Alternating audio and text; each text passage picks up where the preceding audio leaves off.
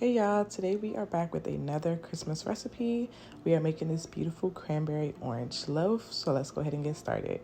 So first I'm just going to put my cranberries in a bowl and wash those, and then we're just going to pat them dry. Then we're going to add about 1 tablespoon of flour and shake those up. And this is just so that the cranberries aren't sinking to the bottom of the loaf. Set that aside, and we're going to go ahead and work on our wet mixture. We have our room temperature butter. We're going to add some sugar to that, and we're going to combine this. If you don't have time for your room temp butter, just pop that in the microwave for a few seconds. I'm adding some vanilla. This is clear vanilla, so that is why it does not look like your typical vanilla. Give that a good mix, and then we're going to add in our room temperature eggs, one at a time. So add the first egg, blend, and then add the second egg. Now we're going to work on our dry mixture, which is our flour, our baking powder, and our salt.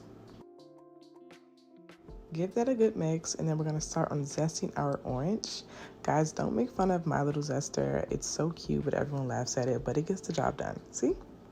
To a measuring cup, I'm going to go ahead and add in my buttermilk. You can also use regular milk, but I definitely suggest this for a better moisture in the cake.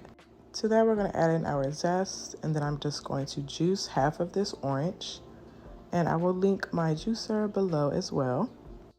Go ahead and pour that juice into the measuring cup, and just give that a good mix and set that aside. Be sure not to eat or throw away the other half of the orange, as we'll be using it for the glaze. So we're adding our dry mixture a little at a time. We're going to do about 1/4 after each blend.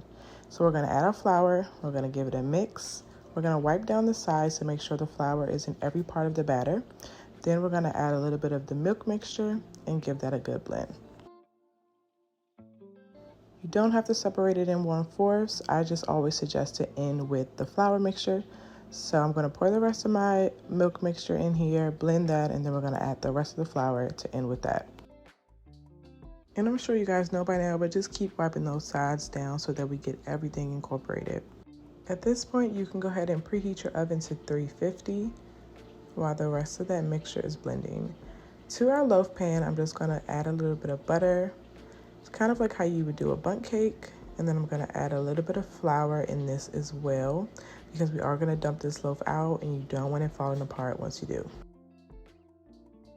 Once your pan is floured, set that aside, and we're just going to do our last minute touches on this loaf, which is added in our cranberries from the beginning. And I'm just going to fold that in. I'm not going to do a hard blend because I don't want them to bleed into the cake too much before baking. We're going to go ahead and add our batter to this pan.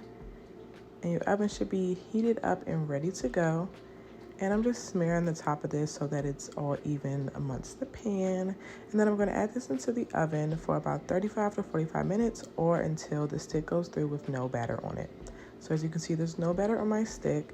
And we're just going to work on our icing and let that cool down for about 10 to 15 minutes. So I'm going to juice the other half of that orange from earlier. We're going to pour that in the melted butter.